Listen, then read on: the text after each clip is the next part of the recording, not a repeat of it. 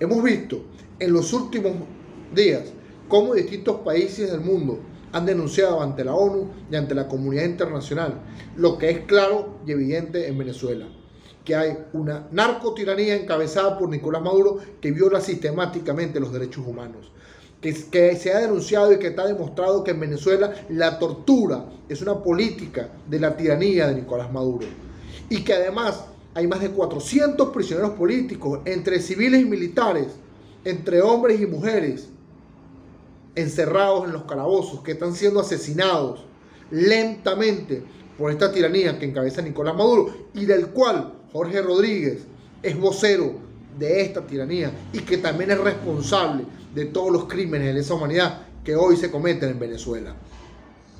La desfachatez de Jorge Rodríguez y aparecer con un cartel de Alex Saab, un delincuente detenido en Cabo Verde y solicitado por la justicia norteamericana y que esperamos que sea extraditado en los próximos días. Bueno, Jorge Rodríguez aparece con un cartel. Ese cartel no busca otra cosa que victimizar a este delincuente Alex Saab y hacer creer al mundo que los Estados Unidos y Cabo Verde tienen a un inocente y que sería un preso político. Quieren convertir a Alex Saab en un prisionero político cuando no es así. Cuando los prisioneros políticos los tiene Jorge Rodríguez en Venezuela. A los familiares de los prisioneros políticos, a las organizaciones de derechos humanos en Venezuela, tenemos que exigir a la comunidad internacional que en estas mesas de negociación, que en estas mesas de diálogo, tiene que haber una representación de los familiares de los presos políticos, tiene que haber una representación de las organizaciones de derechos humanos que hable y que sea vigilante de la defensa de los derechos humanos de los venezolanos.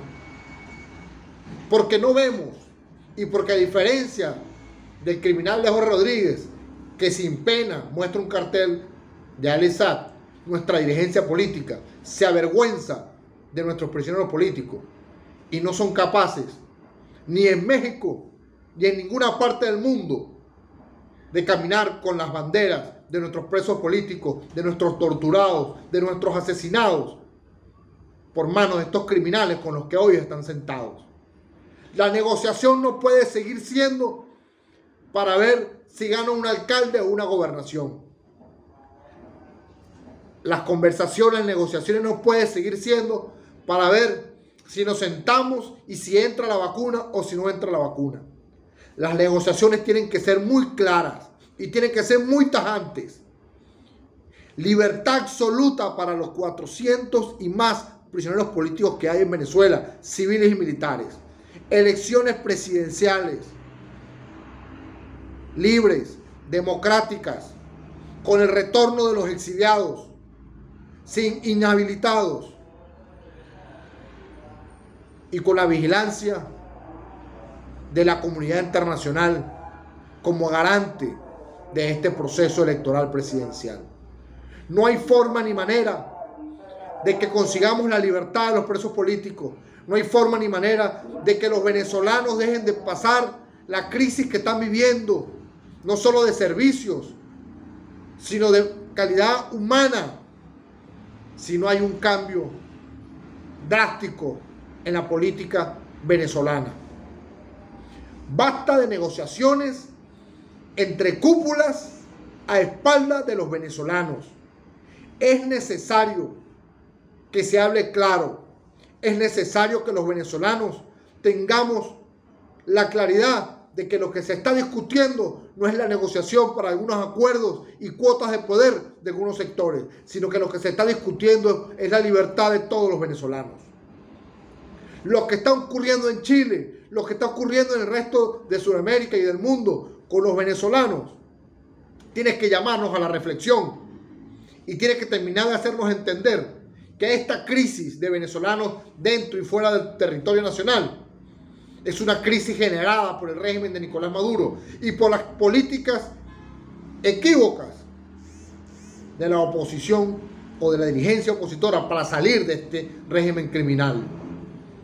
¿Hasta cuándo nosotros vamos a seguir aceptando que entre unos y otros se negocien pequeñas cuotas, mientras que los venezolanos siguen comiendo de la basura, siguen muriendo y siguen siendo perseguidos.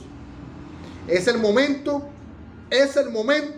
de dar un paso al costado y decirle no a esta dirigencia desgastada, política, de decirle no a la comunidad internacional que intenta llevarnos a una negociación distinta a lo que realmente necesita el país.